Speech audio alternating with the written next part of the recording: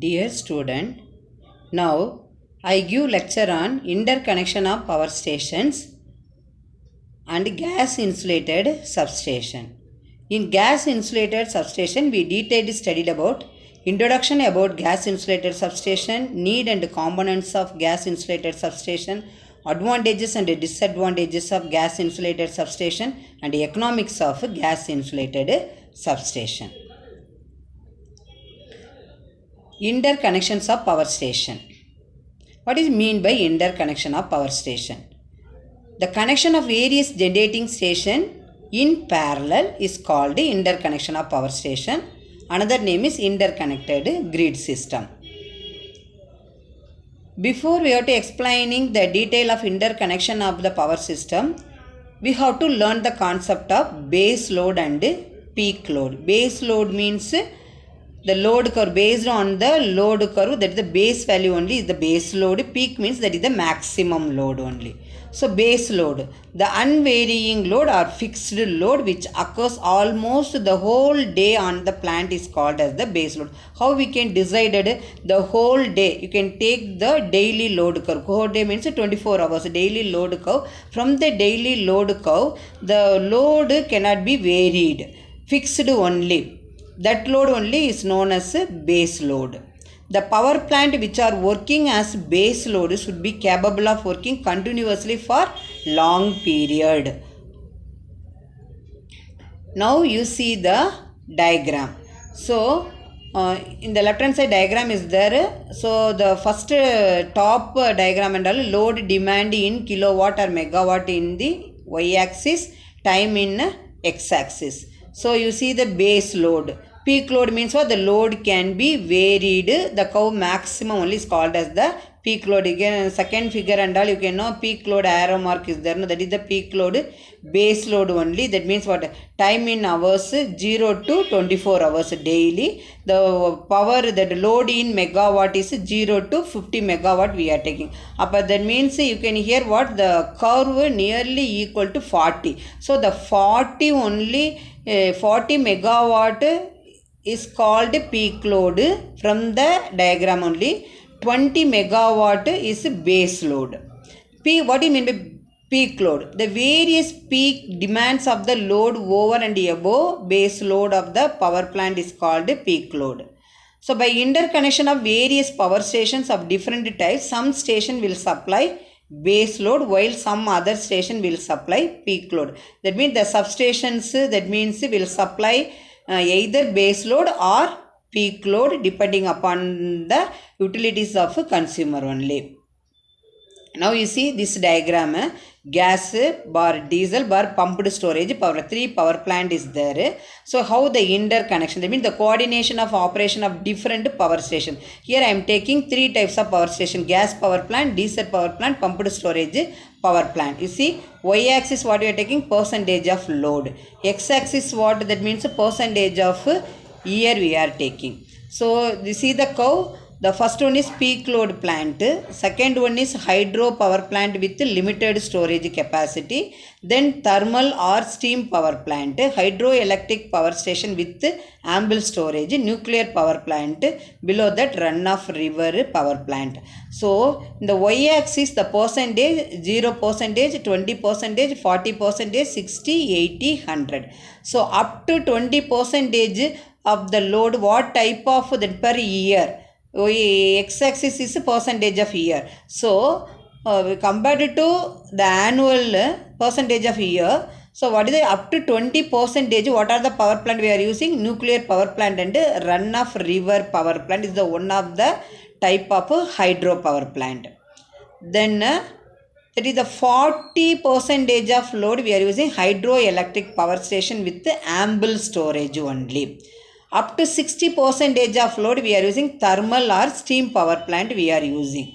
And then up to 80% of load we have to use hydro power plant with limited storage capacity. Then up to 100% we can use the peak load plant. This is the one of the type of hydroelectric power plant only. So from the diagram, what you understand and all, how the interconnected of the power station depending upon the load only. The next interconnection of a power station, the power plant which are working as base load should be capable of working continuously for long periods.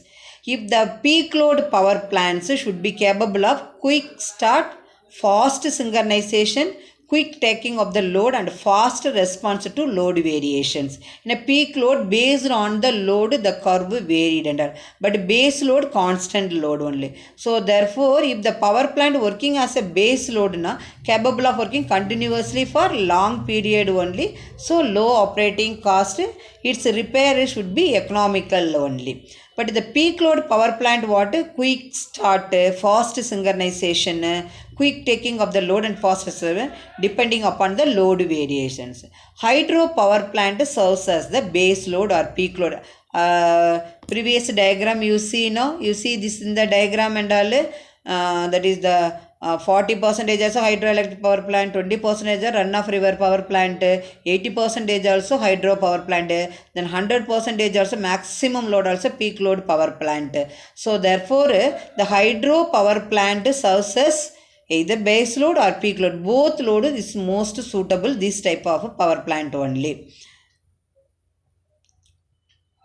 The base load power plants as their capital cost is high only. When the water is not available, the hydro power plant works as a peak load only. The nuclear power plant also base load only. Now you see the diagram, up to 20% water run-off river power plant is the hydroelectric power plant, nuclear power plant. So nuclear power plant also employed as a base load only. Diesel, gas and pumped storage plants are used as a peak load power plant. This is the example of peak load power plants. Then advantages of interconnection of power station. First one is exchange of peak load. Peak load of the power station can be exchanged if the load curve of the power station shows the peak demand that is greater than the rated capacity of the plant. Excess load can be shared by the other stations interconnected. If two power stations are interconnected means the power can be exchanged. That means during peak load hours. Then second advantage is use of older plants only. If the interconnected system makes it is possible to use the older and less efficient plants to carry peak loads of short durations. If two plants, one is old power plant, another one is new power plant, both are interconnected, that means the older power plant is having less efficient to carry the peak load. That time you have to use the new peak load power plant. The interconnected system gives direct key to the use of the power plants only. The next point is ensures economical operations. Advantages of interconnections of power. Another parameter ensures economical operation only. It is because sharing of load among the stations is arranged in such a way that more efficient stations work continuously throughout the year only. Then second advantage, next advantages is increases diversity factor. The load curves of different interconnected stations are generally different. The result is the maximum demand on the system reduced as compared to some of the individual maximum demand on the different stations only. Diversity factor also improved in this power station. That is the next advantage, reduces plant reserve capacity. So if you plant reserve capacity reduces, what happened? The efficiency of the power system increases. The next advantage is increases reliability of the power supply. The interconnected power system increases the reliability of the supply. That means if any major breakdown occurs in one station, the continuity of the power supply can be maintained by other healthy stations. So this is the advantages. So the reliability of the power supply in the power system increases. The next, gas insulated substation. This is one of the type of substations. Now introduction about gas insulated substation. A gas insulation substation uses a superior dielectric gas, SF6 gas, at moderate pressure only for face to face and phase 2 ground insulation. The space between the conductor and the enclosure is filled with SF6 gas under moderate pressure only. These type of substation compact and multi-component assembly enclosed in ground metallic housing. The SF6 gas only primary insulating medium. The SF6 is not a toxic, colorless, non-inflammable and chemically stable. This is the properties of SF6 gas. Prepared for voltage rating 72.5 kV, 145 kV, 300 kV and 420 kV and above. We can use, this is the voltage rating of the gas insulated substation. What are the equipments used in the gas insulated substation? Circuit breaker, bus bar, isolated, load break switches, current transformers, voltage transformers, earthing switches, etc. housed in the metal enclosed module filled with the SF6 gas only. That's why this power plant is the gas insulated substation. What is the need? So, need of the gas insulated substation, first one is non-availability of sufficient space. Wherever non-availability of sufficient space, we can use gas insulated substation. Then difficult climatic condition at site, you can use gas insulated substation. Then urban site, that means high building areas, we can install the gas insulated substation. Then components of gas insulated substation. What are the components there? Bus bar, circuit breaker, disconnector, earthing switch, current transformer, voltage transformer, feeder disconnector, feeder earthing switch, lightning arrestor, cable termination, control panel, everything. So this is the economics. What is the economics? First one is equipment cost. GIS abbreviation is gas insulated substation. The equipment cost of gas insulated substation is high compared to AIS. AIS means that is the air insulated substation only. Then second economic is site development cost for gas insulated substation is lower than air insulated substation. Then total installed cost of the gas insulated substation is equal to air insulated substation only.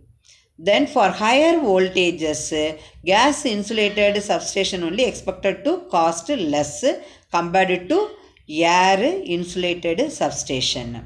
The next, that means the air insulated substation, that means the cost reduced, but the currently, that means gas insulated substation reduced by integrating function. Integrating function means instead of costly electromagnetic current transformer, voltage transformer, CT means current transformer, VT means voltage transformer of gas insulated substation will be replaced by less expensive sensor.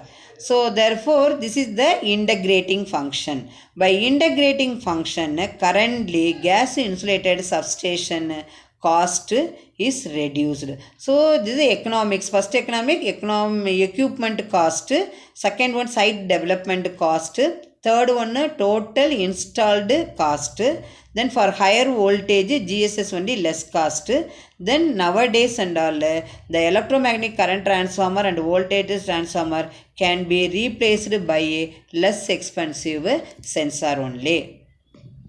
Then what is the advantages of gas insulated substation?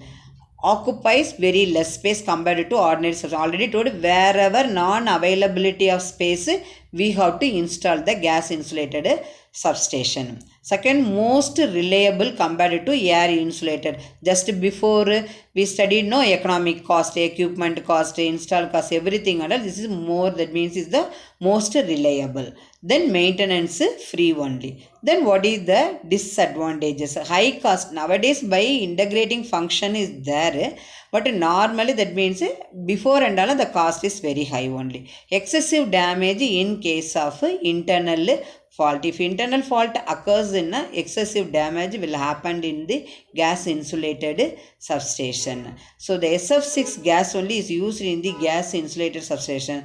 Therefore the SF6 gas ozone layer depletion and global warming. So this is the major, that means disadvantages of the gas insulated substation. Dear student, from this lecture video you clearly understand the interconnection of power systems and then gas insulated substation. Thank you student for watching this video.